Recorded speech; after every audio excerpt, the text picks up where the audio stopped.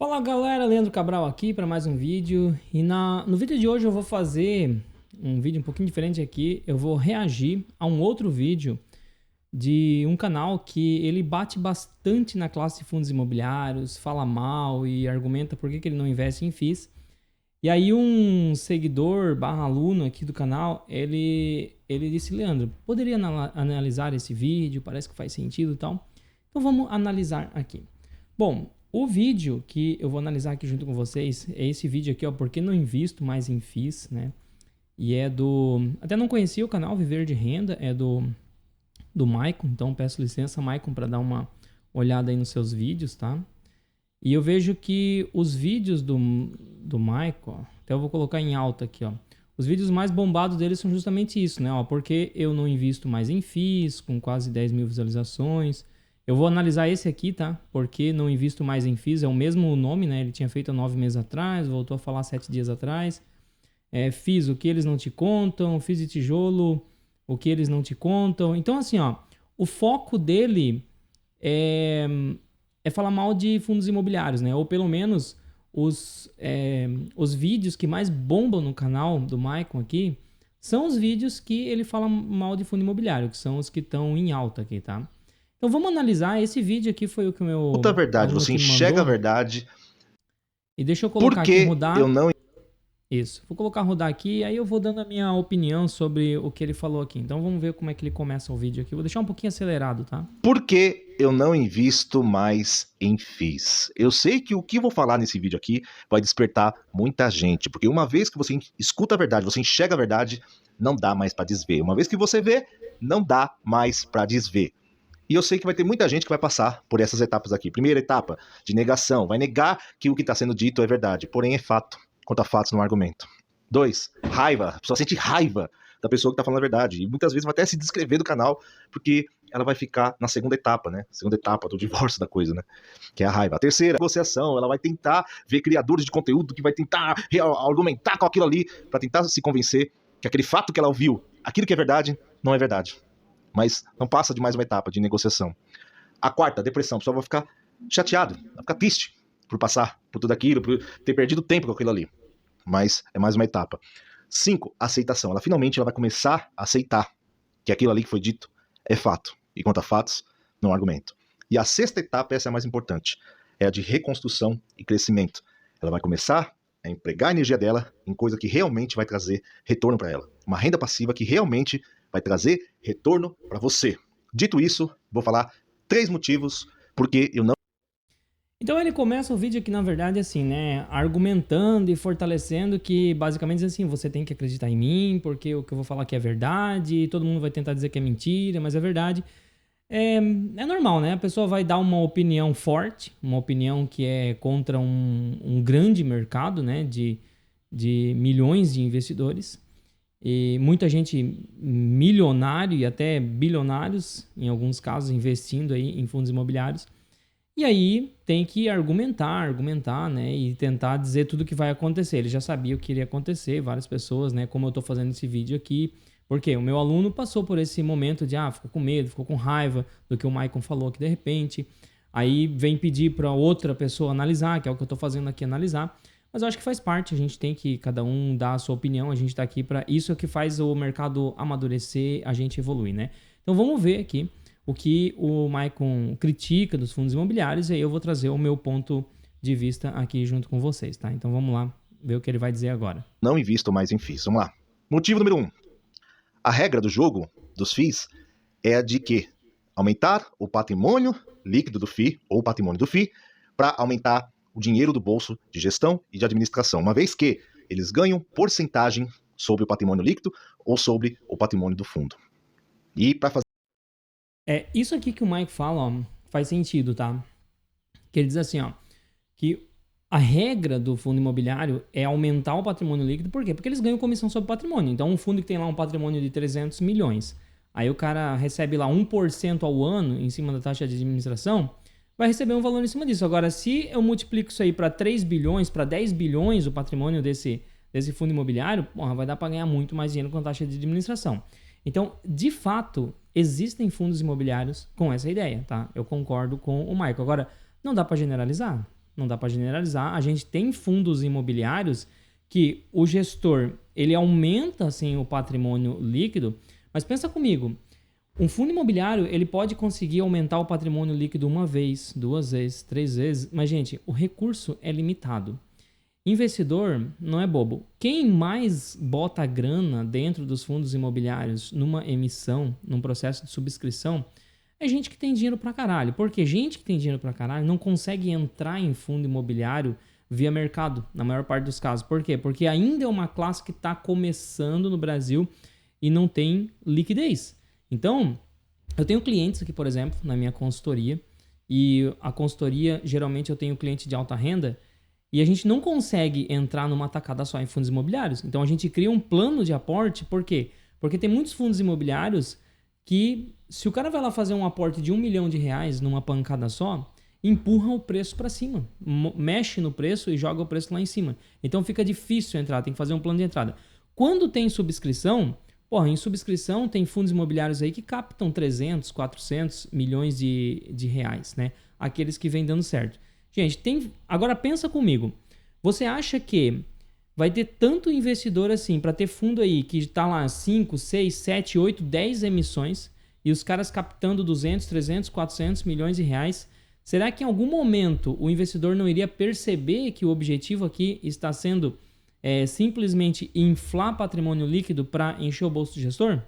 O que eu vejo é o seguinte: isso acontece em alguns casos, com alguns fundos imobiliários, alguns gestores mal intencionados, mas os bons fundos imobiliários, como a gente tem bons fundos imobiliários na bolsa, depois eu vou até começar a dar uma olhada em alguns aqui com vocês, esses fundos imobiliários, eles estão crescendo e eu acho que é mérito do gestor, tá? Se o gestor é bom, ele merece ser pago por isso, afinal de contas a gente está evitando, quando eu invisto em fundos imobiliários, eu não preciso ter o incômodo de ir lá comprar um imóvel, de botar numa imobiliária, de ficar enchendo o saco com o inquilino. Eu não preciso disso. Eu estou delegando isso para um gestor. Então, nada mais justo do que essa equipe de gestão, na minha opinião, receber por isso. Os caras têm, se eles estão fazendo um bom trabalho, estão me dando retorno, estão botando dinheiro no meu bolso, estão botando renda passiva no meu bolso, eles têm que receber por isso. O mercado enxerga isso e bota grana pesada na mão dessa galera para eles continuarem crescendo aquele fundo imobiliário. Não é nem para continuar crescendo, é porque todo mundo quer entrar, entendeu? Então a gente pega aí um HGLG, um KNRI, que são 2 exemplos aí de fundos imobiliários de boa gestão. Os caras abrem a boca para fazer emissão, chove de investidor querendo entrar. Por quê? Porque tem muita gente da grana que não consegue entrar nesses fundos imobiliários via book, porque mexe no preço, mas daí na emissão os caras entram. Então os caras esperam a emissão para poder entrar com peso nesses fundos imobiliários. E aí você acha que esse pessoal não tem capacidade de analisar que está sendo feito um bom trabalho ali? Então, sim, existe o que o Mike falou aqui, mas eu vejo que não dá para generalizar. E como qualquer investimento, a gente tem mais de 500 ações na Bolsa de Valores. Tem 50 ali e olhe lá que dá para botar na carteira. Eu tenho 12 ações na minha carteira. O pessoal da comunidade sabe quais são as ações. Ó, link aqui para você entrar na comunidade. Sabe quais são as ações que eu tenho na carteira. Eu tenho aquelas ações ali, então veja que de 500 o cara pega 12. O que é isso? É filtro, é seleção. A gente tem 500 fundos imobiliários. Na minha carteira eu tenho 12 também fundos imobiliários. Então o que não dá é para você montar uma carteira de 20, 30, 40 fundos imobiliários, como eu vejo por aí, porque aí você começa a pulverizar, colocar um monte de tranqueira e começa a entrar nessas estatísticas que o Maico está falando aqui. Agora, se você faz um filtro, pensa bem, de 500, será que eu não consigo tirar 10 que foge dessa regra geral? A mesma coisa ações. Se você for analisar o índice Bovespa, talvez não seja um dos melhores investimentos, mas o Ibovespa, eu estou falando de todas as ações, praticamente todas, né? Que estão ali, ou as principais que estão ali negociando na Bolsa de Valores. Agora, eu preciso ter o Ibovespa na minha carteira? Não, tanto que eu não tenho o ETF Ibov e não recomendo que ninguém compre o ETF Ibov, porque para mim é uma porcaria do investimento.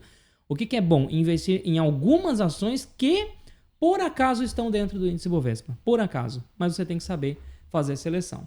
Bom, vamos lá continuar aqui para ver o que o Maico vai dizer aqui mais para frente. Fazer isso, eles não têm o mínimo de pudor de diluir cotistas, ou seja, aumenta o número de cotas, reduz o valor patrimonial da cota dos FIIs, e assim eles aumentam o patrimônio do fundo, e como eles ganham porcentagem sobre o patrimônio do fundo, eles aumentam o quanto que eles ganham, quanto eles colocam no bolso. Essa é a regra número 1 dos FIIs. É só você pegar todos os FIIs listados na B3. Todos. Pega lá o informe mensal. Pega todos os informes mensais. registra lá, FII por FII, registra lá o valor patrimonial da cota. Você vai perceber que quase que a totalidade dos FIIs, o valor patrimonial da cota, ele reduz. Isso por conta de emissões e emissões de novas. Tá, vamos dar uma olhadinha. Eu vou começar a filtrar alguma coisa aqui para ver se faz sentido. Ele diz que quase a totalidade reduz. Vamos dar uma olhadinha aqui. E uma coisa importante, tá? Essa análise que o Mike fala, a gente tem que fazer com fundos de tijolo, tá? Porque o fundo de papel, ele faz parte da característica dele. Ele devolve a inflação todos os meses. Então, um fundo de papel, ele nunca vai crescer valor patrimonial. Não interessa quantas emissões ele vai fazer, tá? Ele tende a ficar, se ele é base 100, daqui a 200 anos ele tem que ficar perto de R$ 100. A gestão dele é feita para ficar equilibrado. Se ele vai diminuir ou aumentar, geralmente é porque ele está tendo ali amortização.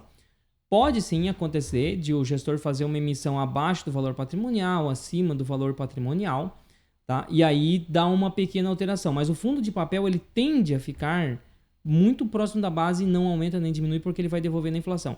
Já o fundo de tijolo, não. O fundo de tijolo não devolve a inflação, porque a inflação está embutida no imóvel, né? Então, o que a gente recebe ali de proventos, isso aí está relacionado com o líquido, com o que o inquilino está pagando.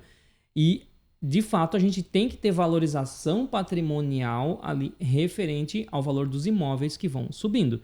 Então, essa análise que o Mike faz aí, eu vejo que faz mais sentido até para fundo de tijolo. Vamos dar uma olhadinha aqui então, procurar alguns fundos de tijolo. Vou dar uma olhada nos maiores para ver se é o que acontece, tá? Ó, eu vou fazer o seguinte, eu entrei aqui no Funds Explorer mesmo e eu vou filtrar aqui por patrimônio líquido, tá? Para a gente pegar os maiores, né? E eu vou tirar aqui os fundos de papel, tá? Para a gente pegar só, deixa eu ver aqui, onde é que tá o fundo de papel. Ó, então eu fiz um filtro aqui, eu tirei todos que são de papel, relacionado com dívida, fiagro e tal. Sobrou os de tijolo aqui, ó. Vamos dar uma olhada nesses primeiro quatro, ó, o XPMOL, que são os maiores aqui, né? Patrimônio líquido, ó. 6,5 bilhões, 5,3 bilhões, 4,5, 4,5 bilhões, tá? Então vamos dar uma olhadinha no XPMOL, por exemplo, aqui, abrir link nova guia. Vamos dar uma olhadinha aqui na evolução do patrimônio líquido dele. Ó, esse aqui é o valor patrimonial, tá? Então, de fato, esse aqui subiu pouco, né? A gente vê aqui, ó, que lá em 2017 estava em R$ 96 reais o valor patrimonial, tá?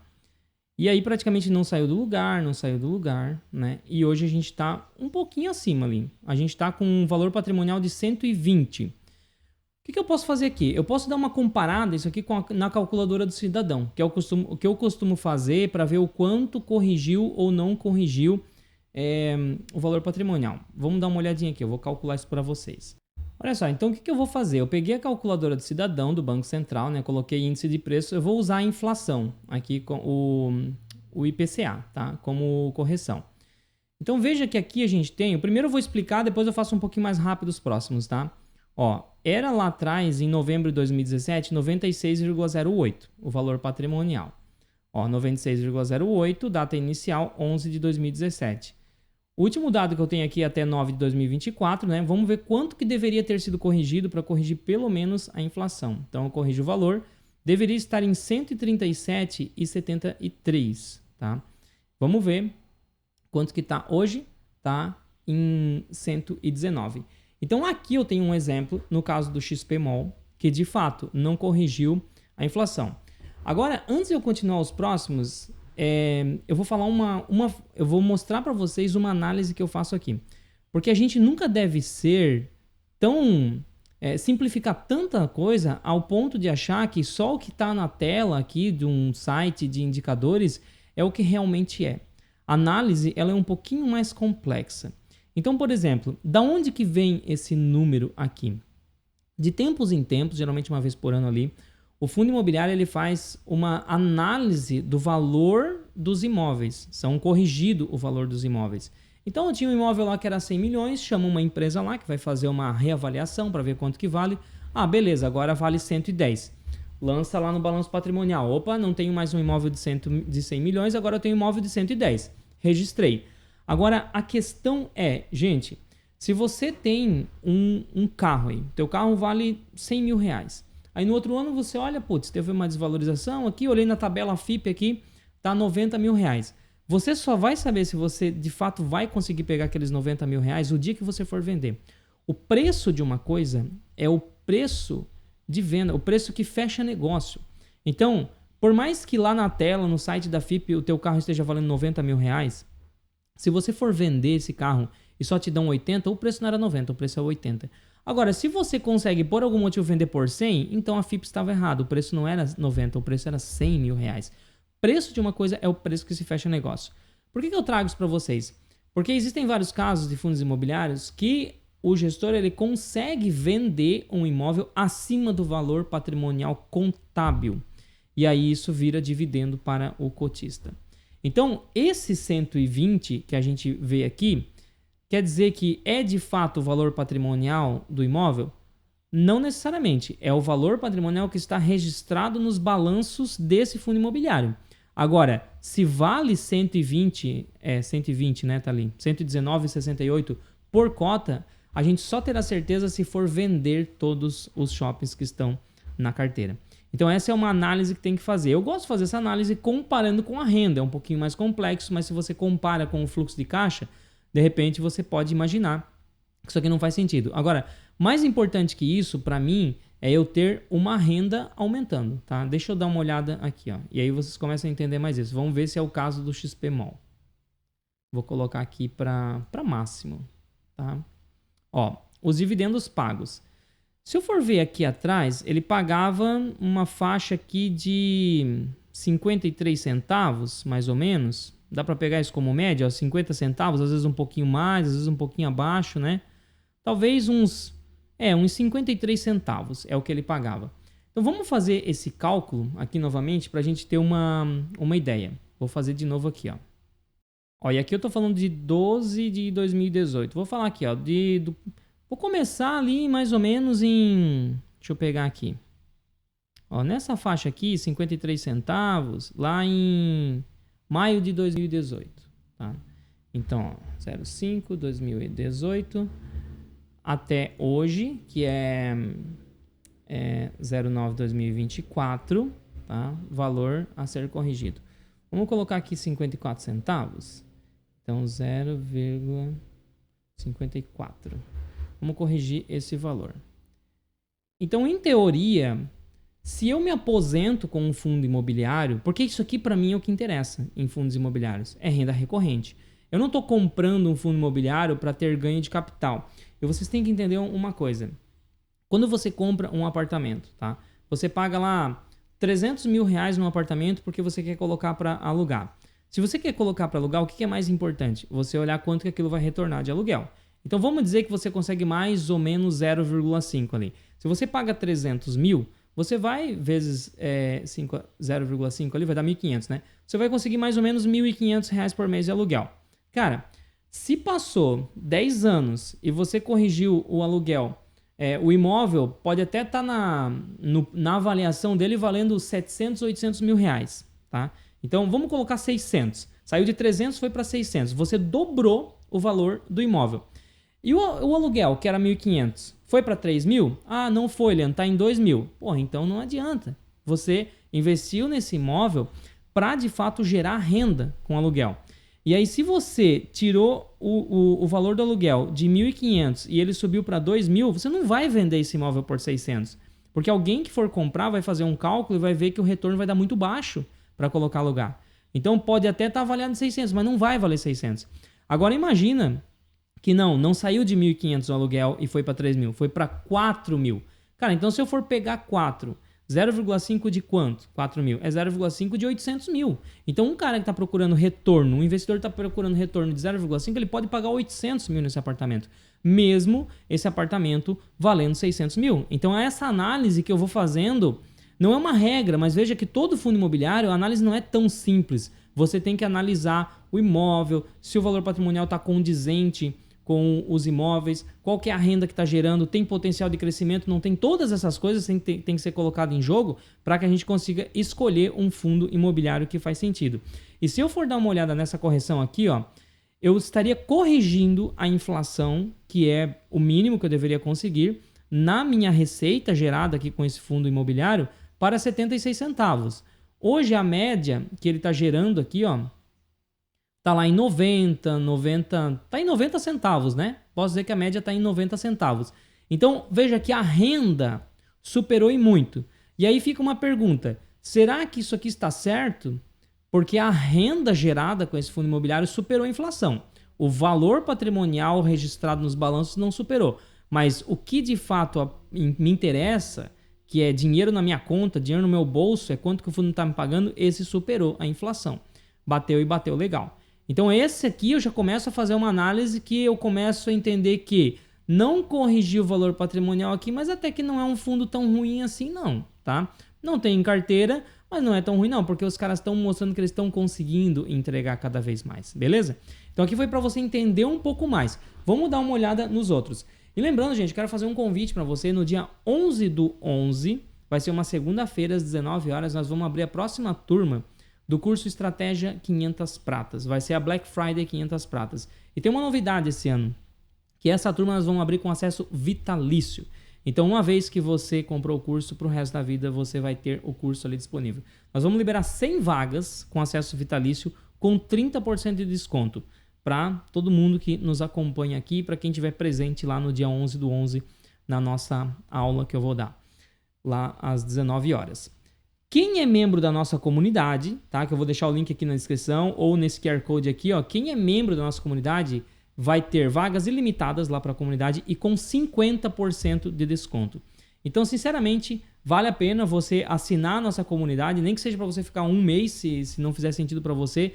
Você assina porque a nossa comunidade é R$ 39,99 por mês. Você assina um mês lá e você consegue o desconto cheio no curso. E eu tenho certeza que muitos de vocês vão querer ficar na comunidade porque realmente o conteúdo é sensacional. A gente está com quase 50 aulas e essa aula do dia 11/11 vai ser uma aula que eu daria para a comunidade. Eu vou mostrar o que eu aprendi gerenciando mais de... Na verdade, já estou quase em 250 milhões de reais que eu tive sobre a minha organização aqui nesse ano, que é o patrimônio somado de todos os meus clientes da consultoria que passaram pela minha mão aqui em 2024. Lembrando, se você não sabe, eu sou economista, sou certificado especialista em investimentos, sou consultor habilitado pela CVM, meu número de consultor está aqui na descrição. E se você quer que eu ajude a montar a sua carteira, organizar seu patrimônio, pode me chamar aí, tá? Então, ó, entra na comunidade aí para você pegar o desconto cheio no dia 11/11, que nós vamos abrir uma turma com acesso vitalício. Vamos voltar aqui então, continuando a aula, o jabazinho já está feito aqui. Então, vamos lá. Deixa eu ver qual que é o outro aqui, ó. Por exemplo, o HGLG. Então, vamos abrir o HGLG aqui e vamos dar uma olhada nas correções. As correções que me interessam aqui, né? Então, primeiro, se eu dar uma olhada no valor patrimonial, quanto que estava lá atrás, em dezembro de 2015, 104,16. Então, eu vou fazer uma nova pesquisa aqui. Ó, então eu coloquei a data inicial, dezembro de 2015 até 2024 agora, 104,16. Vamos ver, corrigido por IPCA. Iria para 163,76. Para quanto que foi aqui? 15739. Então, praticamente, o HGLG é um caso à parte, né? Quase que cravou aqui com a inflação. Mais uma vez eu volto a falar, isso aqui é valor patrimonial. A gente vai saber o valor disso aqui exatamente quando for vendido, tá? Enquanto não for vendido, é só um preço registrado lá nos balanços contábeis. Então vamos lá. Vamos dar uma olhada aqui, ó, no fluxo de pagamento, por exemplo. Ó, lá atrás, em 2016, ele pagava na média de 87 centavos. Hoje está pagando ali 1,10. Aqui não dá muito para corrigir, para a gente entender aqui o valor, porque o HGLG ele dá uns picos aqui, né? Então, considerando os ajustes que ele faz, vai dar um pouquinho mais que isso aqui, porque ó, tem momentos que ele paga lá 1,50, 2,20, 3,30. Isso aqui vem dos ajustes que tem que ser feito todo final de junho e de dezembro, e também quando vende um imóvel, né, que acaba dando um pico. Mas deve dar o quê? Vamos colocar aí 1,20? Vamos fazer essa conta aqui? 6 de 2016, deixa eu recalcular aqui. Ó, então ele pagava nessa diferença, pagava 87, vamos ver quantos que deveria estar pagando hoje. Deveria estar pagando 1,30, tá? Então, se a gente for ver hoje aqui, ó, tá 1,10, colocando aí os ajustes, talvez para 1,20, beleza, poderia pagar um pouquinho mais ali para a gente estar corrigindo a inflação. Mas existe uma correção, tá? Existe uma correção, a gente pode ver aqui. Agora, vamos lá, vamos dar uma olhadinha no próximo aqui, o KNRI. Ó, o KNRI, de fato, ele não teve uma correção como deveria ter, ó. a gente estava aqui, ó, 156, agora está lá em 161. Então teve uma pequena correção nos balanços contábeis. Quando a gente olha aqui a renda, lá atrás teve um momento que ele pagou em média 92, depois caiu, ficou um tempo aqui, né, pagando perto de 65, e agora está lá perto de R$1. Então está um pouco mais linearizado. Agora olha só, eu vou aproveitar o KNRI, por quê? Ainda assim, eu sou investidor de fundos imobiliários porque a minha forma de investir aqui, eu calculo o fluxo de caixa projetado versus o que eu vou pagar. Eu avalio o preço que faz mais sentido eu entrar no fundo imobiliário, eu vou mostrar para vocês. E o mercado avalia isso porque tanto que o mercado está pagando 0,86% do que vale o valor patrimonial ali do KNRI. E aí, olha só a planilha que eu uso para calcular se isso aqui faz sentido ou não. Eu vou mostrar aqui para vocês antes de a gente continuar a escutar o Maicon lá, o que ele tem a falar para a gente. Ó, essa é a planilha que eu uso para vocês entenderem como o mercado é uma coisa interessante e a análise não é tão simples assim, dizer, corrige valor patrimonial, não corrige, olhar simplesmente um site como Funds Explorer e sair dizendo se o fundo é bom ou não. A gente tem que ir construindo, colocando várias informações dentro, pesa para o lado positivo, pesa negativo, pesa positivo, pesa negativo, até que a gente tenha um embasamento forte para decidir se entra ou não. Então, por exemplo, aqui, ó, eu pego o KNRI, tá? O que eu tenho no KNRI? Ó, resultado gerado no último ano. Isso aqui foi o que ele gerou de aluguel, tá? Ó, receita potencial apresentada no relatório de setembro, multiplicada por 12 meses, eliminando o histórico de 7% de vacância. Então eu já fui cauteloso aqui de colocar que ele pode gerar um valor lá que vai dar quase 400 milhões e um pouco mais de 360 milhões de reais ali de receita. Só que eu tirei 7% de vacância. Por quê? Porque historicamente ele tem mantido 7% de vacância. Então o que eu consigo com esse cara é mais ou menos essa receita aqui. Eu divido pelas cotas, eu consigo R$ 12,31 por ano. Isso que vai cair de dividendo no meu bolso. E é isso que me interessa, é isso aqui que eu estou analisando. O aluguel, eu compro para gerar renda para me aposentar. Então eu coloquei que não vai ter crescimento, tá? Vai continuar ali em linha com a inflação, tá? Não vai ter nenhum aumento, nenhum decréscimo, nada. Considerei isso aqui. E aí o que acontece? Hoje eu tenho um título Tesouro IPCA que está pagando IPCA mais 6,56. Então, em teoria, eu tenho que ter um prêmio para investir num fundo imobiliário, porque senão eu invisto no título Tesouro, porque é o ativo com menos risco que a gente tem no país. Para eu correr um pouquinho mais de risco, eu tenho que ter um prêmio. Estou exigindo 2% de prêmio para investir no KNRI. Então, esses retornos aqui tendem a me dar 8,56% ao ano acima da inflação, beleza? Porque o imóvel, no longo prazo, tende a corrigir a inflação. Se o gestor não diluir, de fato o gestor não pode diluir como o Maicon coloca. E aí a gente tem que analisar qual que é o histórico de emissão que o gestor faz. Se costuma diluir, se costuma puxar o valor patrimonial para baixo ou não. Considerando uma correção ao longo do tempo aí na inflação, eu vou receber esse 8,56 aqui, que é o que eu estou exigindo para comparar com o ativo livre de risco do mercado. O preço desse fundo imobiliário tem que ser R$ 143,78. Hoje o mercado está pagando 139. É por isso que a gente olha aqui, ó, e um fundo que tem qualidade, como o KNRI, o mercado está pagando 86% do valor patrimonial. Então veja que esse cara aqui, tá? Esse cara aqui, ó, que é o valor patrimonial, beleza, ele pode subir, pode não subir, mas eu, sinceramente, eu vou falar uma coisa para vocês, eu nunca olho isso aqui. Porque isso aqui não me interessa. O que me interessa não é o valor patrimonial que está registrado lá nos balanços. É o fluxo de caixa potencial que esse fundo imobiliário aqui tem a gerar. Se esse fluxo de caixa aqui potencial que o fundo imobiliário tem a me gerar, ele me dá um retorno que eu espero, baseado no preço que está sendo negociado, faz sentido para mim o investimento. Que é mais ou menos, eu hoje estou comprando o KNRI, por sinal, tá? Por conta dessa conta que eu faço aqui. Que o preço que faz sentido para mim, R$ 143,78. Hoje o mercado está pagando R$ 139,11, tá? Então, essa é a análise que começa a fazer um pouco mais de sentido. Bom, vamos voltar aqui para ver o que o Maicon tem a falar aqui para a gente. Vamos lá. As cotas, olha só que absurdo. Você tem uma cota ali, criam cotas que não existem. Ou seja, e vendem para os próprios cotistas. Olha só que coisa doida. São poucos os FIIs, você conta nos dedos, que o valor patrimonial da cota, ele até mantém, e alguns conta nos dedos mesmo, os que aumentam o valor patrimonial da cota no decurso no tempo. São poucos, conta nos dedos. E os dividendos desses FIIs são pífios, são menores do que a renda fixa do Brasil. Ou seja, você fica com... Ó, isso aqui é uma coisa que não faz muito sentido, né? Mais uma vez, eu já fiz vários vídeos aqui no YouTube falando sobre isso, que a gente não tem como comparar dividendo de fundo imobiliário com renda fixa. Por quê? Porque a renda fixa ela te paga uma vez só, e os fundos imobiliários pagam duas, porque você tem correção. Então, por exemplo, se você investe hoje na Selic, que está ali perto de 1% ao mês, né? O valor que a gente tem na Selic ali, um pouquinho, 10,75, vai dar menos, vai dar lá 0,09%, 0,8%, 0,9% ao mês. Gente, eu não tenho como comparar isso e dizer, mas a Selic me paga 0,9% ao mês e eu tenho um fundo imobiliário que me paga 0,7%. Só que se você deixa, vamos pegar assim, você coloca 100 mil reais na Selic e aí ela está te dando 0,9% ao mês. Imagine que todos os meses você vai resgatar esse 0,9% para viver de renda.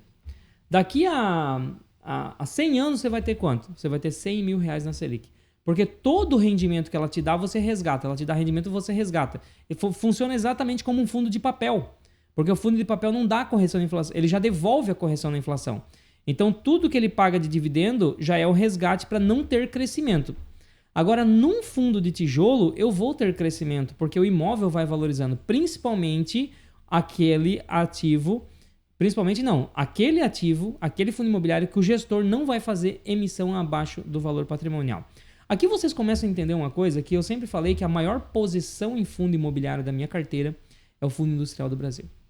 E tem um grande motivo, ele é um fundo passivo, o gestor não fica comprando e vendendo imóvel e o gestor não vai fazer emissão de cotas. Então tudo isso que o Maico está falando aqui, por exemplo, e que em partes eu discordo, eu concordo com o Maico, o que eu discordo do Maico aqui é que não dá para generalizar. É que no meio desse mundo de fundos imobiliários, tem os que se destacam. E são esses que a gente vai colocar na carteira. Então, de 500, você vai achar 10 que você vai colocar na carteira. Agora, a maioria dos fundos imobiliários, uma boa parte, é de fato o que o Maico está falando. Tá? É de fato o que o Maico está falando. Aí, só que a questão é, você tem que saber filtrar. Porque você não vai investir em um ETF de fundo imobiliário, você vai investir nos que se destacam. O Fundo Industrial do Brasil, por exemplo, é um fundo que não faz emissão, não faz movimentação de patrimônio. Então, a tendência é que no longo prazo vai valer quanto o valor patrimonial? Quanto vale os imóveis? E aí, se você conhece o imóvel de perto, assim como eu conheço aqui, eu sou da região, várias vezes eu visito lá, entendo o que está acontecendo aqui na região, invisto aqui na região, em imóveis físicos também, conheço o mercado, cara, para mim isso ali é uma joia.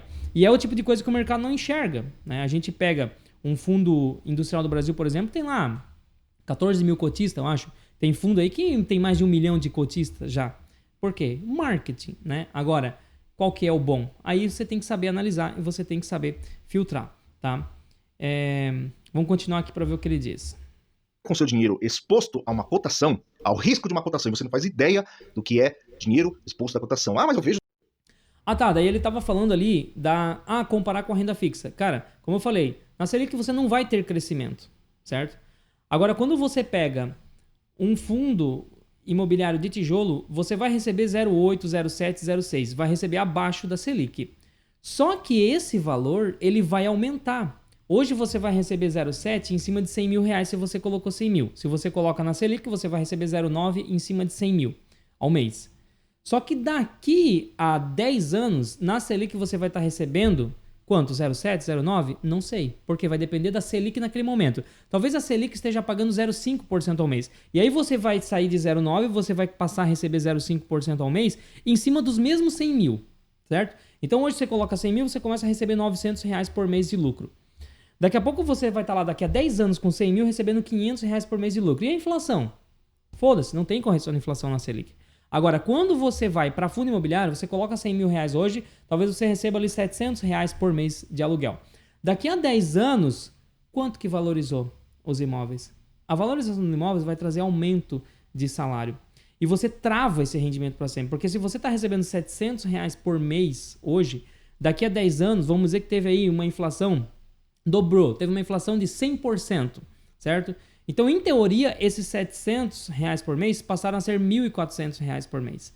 E você vai, esse 100 mil não vai mais ser 100 mil, vai ser um valor maior, talvez perto de R$ 200 mil por mês. Então, se a gente tem 100% de inflação no período e o fundo imobiliário é passivo, que os imóveis no longo prazo tendem a corrigir a inflação, você saiu de 100 mil para 200 mil e saiu de renda de R$ 700 para R$ 1.400. A Selic você continua com 100 mil recebendo lá, não sei quanto que vai estar a taxa de juros lá no futuro, talvez esteja em 0,5%, você vai estar com 100 mil ainda recebendo R$ 500 por mês.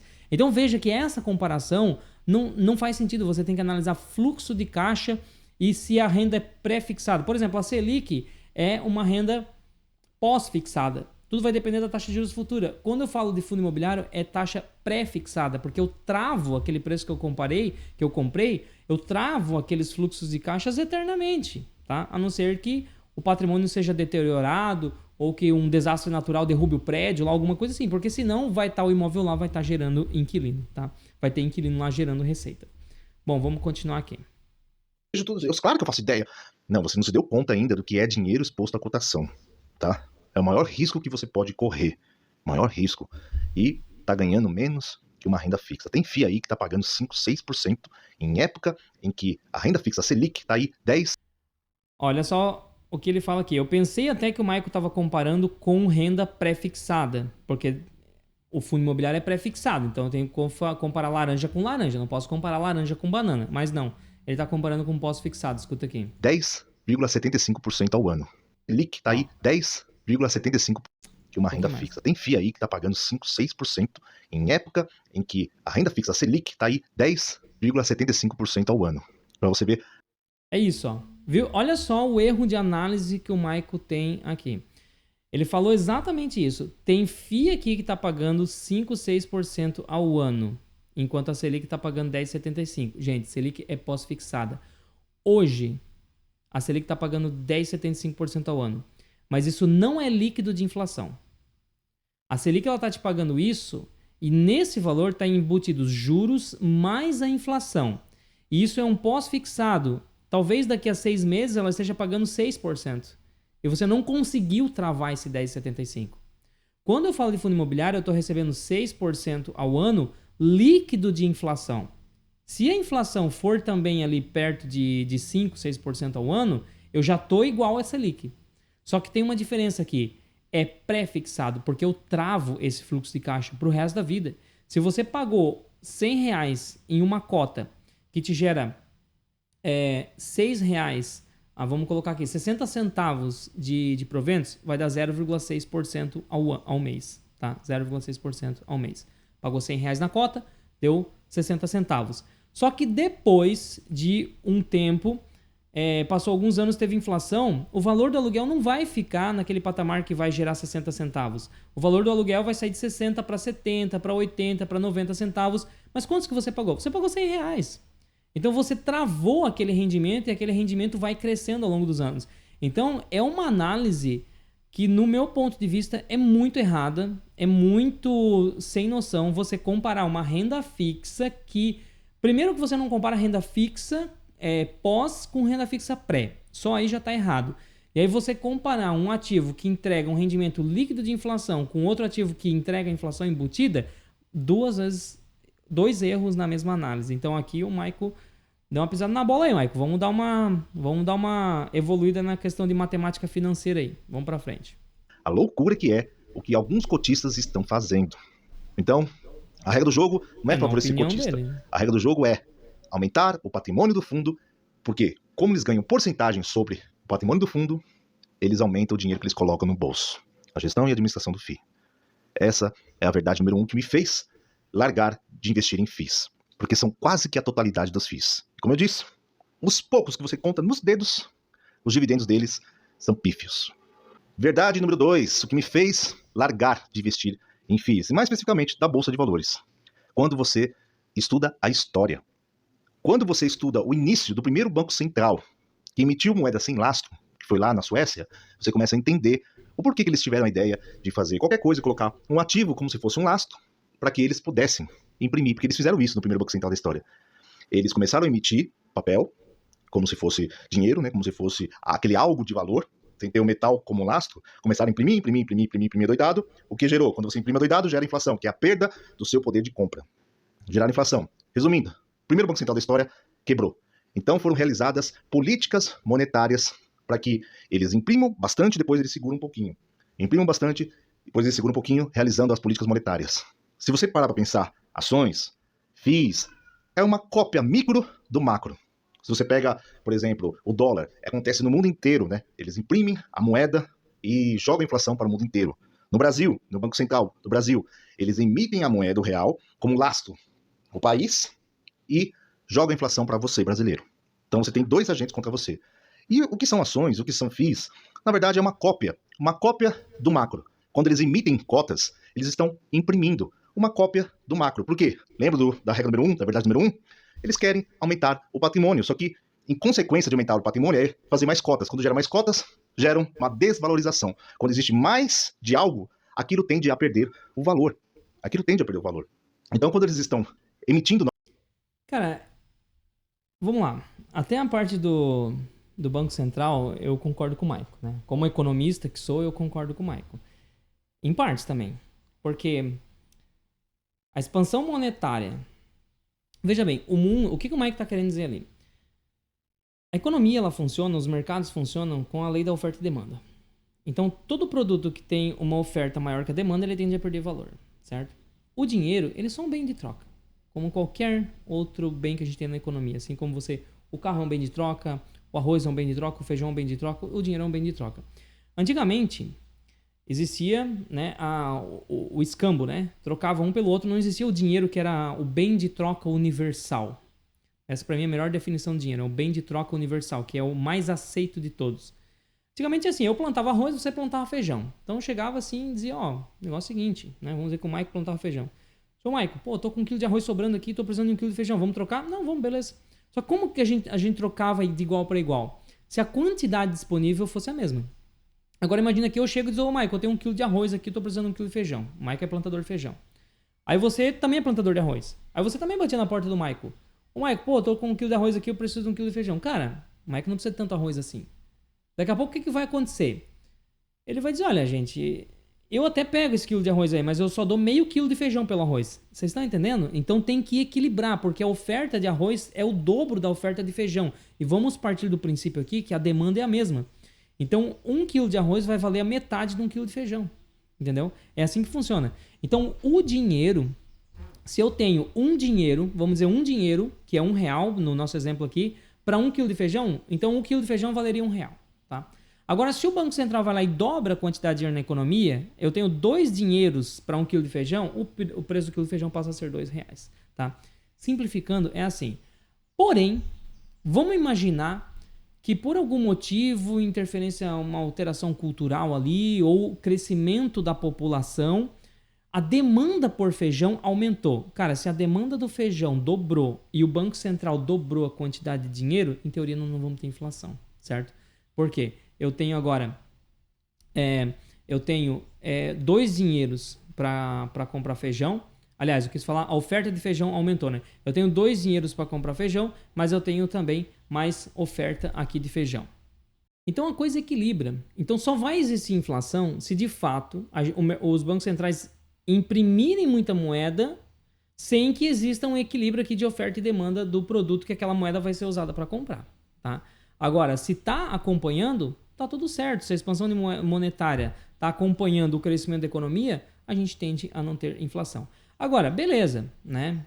Só para eu passar meu ponto de vista aqui sobre essa questão do dinheiro. Agora, comparar fundos imobiliários com ações, isso aí eu não entendi muito bem. Por quê? Porque um fundo imobiliário, quando ele emite uma cota, essa cota não é sem lastro. Ele não está emitindo uma cota em troca de nada. Ele está emitindo uma cota em troca de dinheiro. Dinheiro esse que vai se converter em imóveis.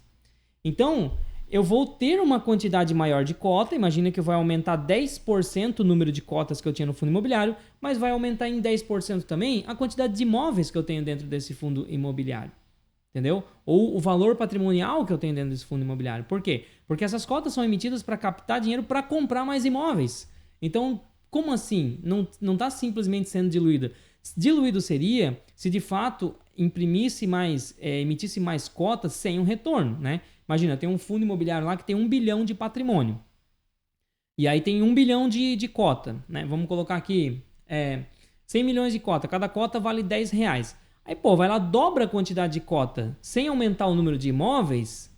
Daí de fato a cota passaria a valer menos. Só que não é o que acontece na prática. Eu não sei qual foi a análise do Michael aqui.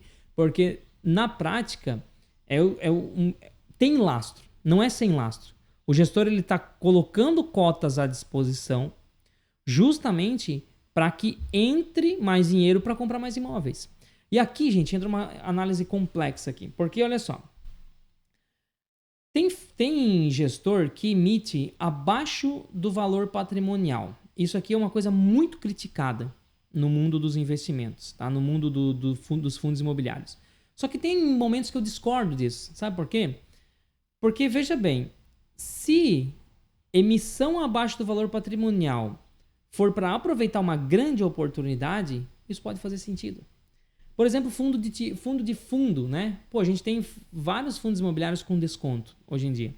Cara, eu pego um fundo de fundo que se ele tiver dinheiro na mão, ele vai conseguir aumentar a posição dele e todo mundo ganha. Então, se ele emite ali um pouquinho abaixo do valor patrimonial, a cota, mas ele vai ter dinheiro para pegar esse tanto de oportunidade que tem no mercado, no final do dia todo mundo sai no positivo. Então, eu analiso isso, eu analiso o que o gestor vai fazer com esse dinheiro que ele está tentando pegar. É abaixo do valor patrimonial? Beleza. Qual que é o pipeline? Isso se chama pipeline, né? Qual é o prédio que ele vai comprar? Qual é a carteira que ele vai montar? O que ele vai fazer com esse recurso? Às vezes eu tenho lá um retorno, né? Falando dos imóveis, é o cap rate, né? O retorno que eu tenho dos imóveis que eu tenho dentro da carteira do fundo, que está gerando 0,6% ao mês. Aí o gestor fala assim, olha, eu estou no pipeline aqui, eu tenho engatilhado um imóvel que vai dar 0,9% ao mês, tá? E aí, claro, você não vai confiar no gestor de olho fechado. Eu vou lá analisar, faz sentido isso? Faz sentido, cara. Esse imóvel tal, assim, dá para conseguir 0,9% ao mês. Não faz sentido o gestor emitir um pouquinho abaixo do valor patrimonial para conseguir captar mais recurso, captar mais dinheiro do investidor, para aproveitar essa oportunidade, porque no final das contas, se ele pega esse dinheiro na mão, ele tira o cap rate do fundo de 0,6, como ele vai colocar um lá 0,9, se esse imóvel que ele vai colocar for relevante dentro do patrimônio, talvez ele suba ali para 0,63, 0,64 o retorno do patrimônio desse fundo. Você está entendendo? Então a análise não é tão simples assim de chegar e achar que vai emitir cota, todo mundo vai ser diluído, todo mundo vai sair perdendo. Alguns casos sim, alguns casos não. Por isso que tem emissões que dão certo, mesmo sendo um pouquinho abaixo do valor patrimonial, porque o pipeline é bom. E o investidor que estuda, ele entende isso e ele consegue enxergar se faz sentido ou não, tá? Da mesma forma que não faz sentido um fundo imobiliário emitir cotas acima do valor patrimonial para comprar uma porcaria do imóvel que vai baixar o cap rate ali da carteira do fundo, tá? Vamos ver aqui, continuar escutando o Michael. Novas cotas, eles estão copiando, na verdade, o modelo macro. É só você ver a história. A história vai mostrar isso para você. Pra mim não faz o menor Essa sentido. é a segunda verdade que me fez largar de investir em algo que não me traz retorno algum. Terceiro e último, você não tem um imóvel não, tá? Não crie essa ilusão. Tem uma cota como se eu tivesse um imóvel. Não, meu amigo. Não. O que você tem é uma cota de um fundo. É isso que você tem. O que acontece com os imóveis? Geralmente, eles tendem a se valorizar com o tempo. Isso ocorre num imóvel bem localizado. Só uma análise aqui, né, do que o Mike falou. Eu tenho vários clientes aqui na consultoria que investem em imóveis e uma coisa que eu recomendo a alguns deles que têm a carteira imobiliária grande é transformar isso numa holding patrimonial, tá? E aí eles não têm mais o imóvel, eles têm a holding. Por uma questão fiscal, por uma questão de sucessão patrimonial, para imóveis, a holding patrimonial ela faz bastante sentido, tá? Então, veja bem, tem clientes que tem lá fazenda, terrenos, lotes, apartamentos, tudo dentro da holding patrimonial. Ele não tem aqueles imóveis ali, ele tem cotas da holding. Mas os imóveis não são dele. Ele é dono da holding, que é dono do imóvel. Então, como assim? Sim, ele é dono dos imóveis também. Porque ele é dono de quem é dono dos imóveis. Você está entendendo? A holding patrimonial é um CNPJ. Ele é o dono do CNPJ. E o CNPJ é dono dos imóveis. Então é só uma estrutura que a gente cria aqui para facilitar o processo. Quando eu jogo isso para fundos imobiliários, eu consigo enxergar com a mesma coisa. Eu sou dono das cotas que me pertencem daquele fundo imobiliário. Eu sou um dos sócios daquele CNPJ ali.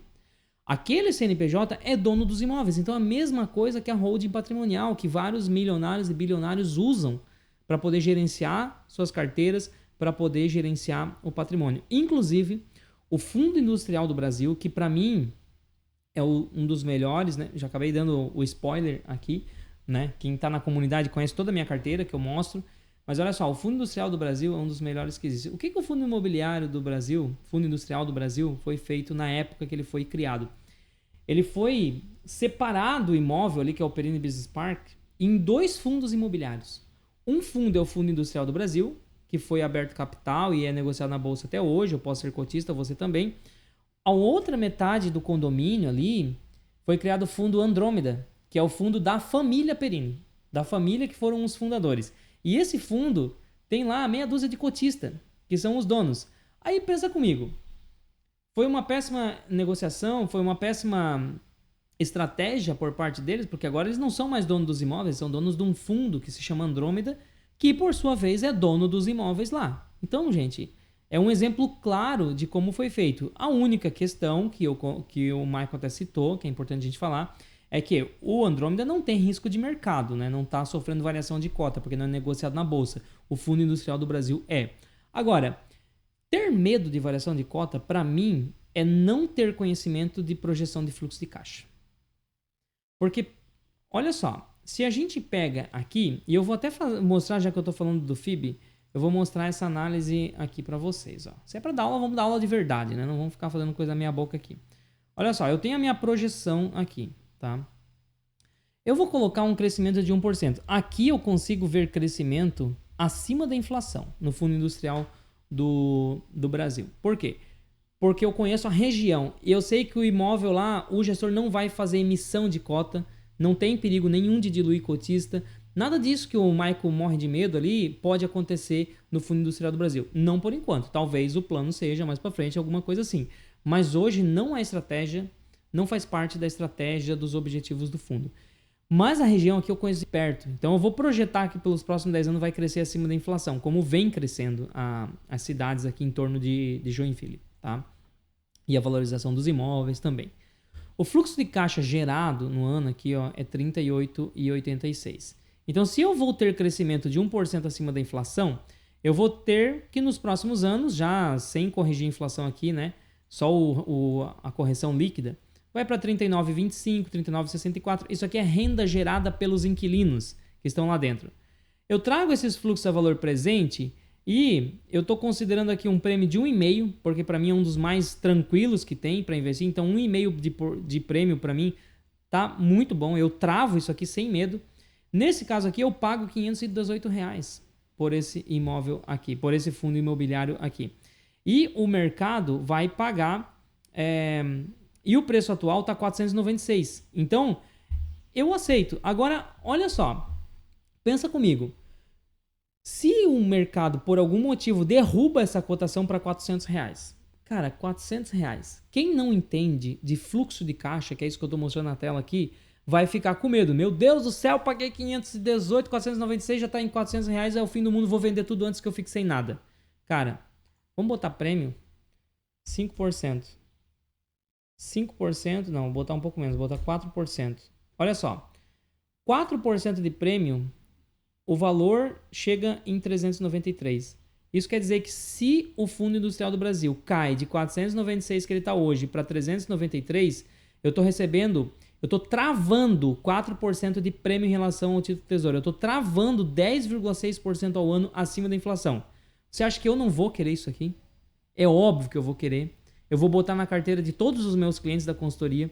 Eu vou recomendar isso aqui dentro da minha comunidade. Eu vou mostrar para os meus alunos isso aqui, cara, porque isso aqui é a mosca branca dos olhos azuis. Isso não aparece. Um fundo de qualidade travando rendimento de 10,6% ao ano acima da inflação, isso não acha. E por que eu estou dizendo isso para você? Que como isso aqui não acha, o mercado não aceita deixar isso aqui. Todo mundo quer. E como todo mundo quer, não baixa de 393, essa porra aqui não baixa. Vai subir para 420, vai subir para 500 de novo, porque todo mundo quer. Então é por isso que hoje o mercado está aceitando um prêmio de 1,5%. Então o mercado se ajusta. E como o mercado se ajusta, quando você entende isso aqui, quando você aprende a fazer conta, aprende a fazer essa matemática, cotação, você perde total medo. Inclusive, você vira a cabeça. Qual que é a única torcida que eu tenho hoje? Que a cotação caia. O tempo todo nós estamos torcendo para a cotação cair. Quem está aqui dentro da comunidade 500 pratas, quem entende a minha lógica de investimento. Por quê? Porque o retorno que eu vou ter pelo fluxo de caixa projetado para os fundos que eu analiso vai ser muito rentável. Entendeu? Vamos lá. Vamos continuar ouvindo. Mas um imóvel que esteja bem localizado, que ele esteja em boas condições, com o passar do tempo esse imóvel ele tende a valorizar. Agora, a cota do FII, se você pegar o gráfico do valor patrimonial da cota, por que ele não aumenta com o passar do tempo? Já que os FIIs de tijolo, por exemplo, eles teve valorização dos imóveis. Por que isso não ocorre? Justamente por conta da emissão de novas cotas. Eles emitem cotas que não existem. Ou seja, Concordo, mas é como a gente falou, em alguns, né? O Michael pegou 500 fundos imobiliários e colocou tudo na mesma cesta. Na média ele tá certo, tá? É o que tende a acontecer. Na média. Agora, desses 500 eu consigo tirar 10, 15, talvez 20 que foge a essa regra. E são esses que você deve ter na carteira. Esses que você deve ter na carteira. Virem as cotas que você possui. Então, ele não alcança aquele efeito de valorização. O ouro físico. O ouro físico é escasso. Ele tende a preservar o valor. A moeda se desvaloriza, no caso do ouro físico. Por que quando você pega os ETFs lastreados em ouro, não ocorre esse efeito do ouro tiver, vamos colocar assim, uma valorização, que na verdade significa que o ouro permanece com valor e a moeda desvaloriza, porque eles imprimem mais moeda. Por que você vê dos ETFs não acontece isso? Porque eles ficam emitindo novas cotas, criando cotas que não existem. Eles fazem isso nos fundos, nos FIIs, fazem isso nos ETFs, fazem isso nas ações, eles fazem isso o tempo todo, porque a regra do jogo não é favorecer aquela pessoa que é investidora, a regra do jogo é favorecer o bolso deles. É assim que é a regra do jogo. E um quarto motivo, vamos colocar assim, como se fosse um bônus. Eu realmente entendi o que é renda passiva. E eu entendi que você pode obter renda passiva com outras fontes de renda. Eu já falei isso nos outros vídeos. Existem outras formas de você obter renda passiva. Quais? E uma vez que você vê, não dá mais para desver. Esse é um quarto motivo que me fez largar de investir em FIIs. E eu quero que você assista esse vídeo que está aparecendo aqui na tela. Se você aplicar o que é ensinado nesse vídeo aqui, com certeza você vai alcançar qualquer objetivo que você almeje na sua vida. Então, clica agora e assista. Então tá, estratégia, né? Veja que o Maico falou mal dos fundos imobiliários, que fundo imobiliário não dá para viver de renda, e no final ele falou, mas eu sei a solução definitiva para viver de renda. E aí não falou qual que é o que ele tem, né? Então assim, não tem segredo, existem várias formas, tá? Existem outras formas, você consegue renda passiva com ações, você consegue com imóveis mesmo, com Airbnb, com kitnet. Gente, eu conheço gente que vive de Airbnb, eu conheço gente que vive de kitnet, eu conheço gente que vive só de ações, eu conheço gente que vive só de fundos imobiliários. Então, uma coisa que eu sempre falo, que eu tenho falado muito ultimamente para vocês, não existe investimento errado. Existe investidor que não sabe ganhar dinheiro com aqueles investimentos. Que essa é a conclusão, que eu fecho essa análise aqui. O Maico não aprendeu a ganhar dinheiro com os fundos imobiliários. Dá pra ver que ele é um cara frustrado, frustrado não na questão de sucesso profissional, né? Nem desejo isso, desejo todo sucesso pra você, Maico, pelo amor de Deus. Desejo sucesso pra todo mundo que me acompanha aqui. E eu acredito que o Maico saiba ganhar dinheiro e saiba gerar renda com o ativo que ele se especializou. Aí é que tá a questão. Então, tem ativos, gente, que eu não sei. Por que eu não tenho apartamento alugado? Porque eu não sei gerar renda com apartamento alugado, né? Eu até tenho imóveis. Tenho imóveis como reserva de valor, tenho terrenos, né? Mas eu não sei gerar renda com imóveis. Mas eu conheço quem só vive disso. Por que eu não sei? Porque eu não me especializei em gerar renda imobiliária. Eu me especializei em gerar renda com ações, com fundos imobiliários, com ativos no exterior, com alguns ativos de renda fixa. Eu me especializei em montar portfólio, que é isso que é a estratégia 500 pratas.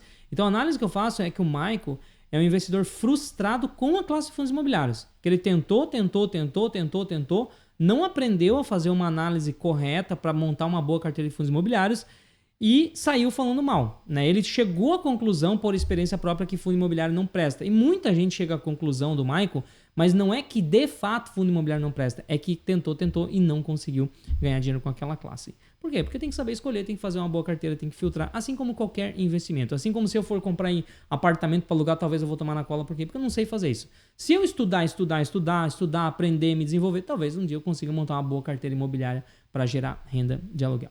Então é isso, cravamos 1 hora aqui. Eu espero que você tenha... que eu tenha te ajudado, né? Meu objetivo aqui não é dizer que o Mike tá errado, eu tô certo ou alguma coisa assim. Não. É a gente trazer informação para que você possa analisar, ver o que faz sentido, o que não faz aí. Se faz sentido para você o que eu falei, deixa aqui nos comentários o que você acha. Eu te vejo no dia 11/11. Lembrando, ó, quem botar a câmera no QR Code aqui, ó, entrar para nossa comunidade 500 pratas, você vai ter o desconto cheio lá no dia 11/11 para comprar o nosso curso com acesso vitalício. Até a próxima, galera. Abraço!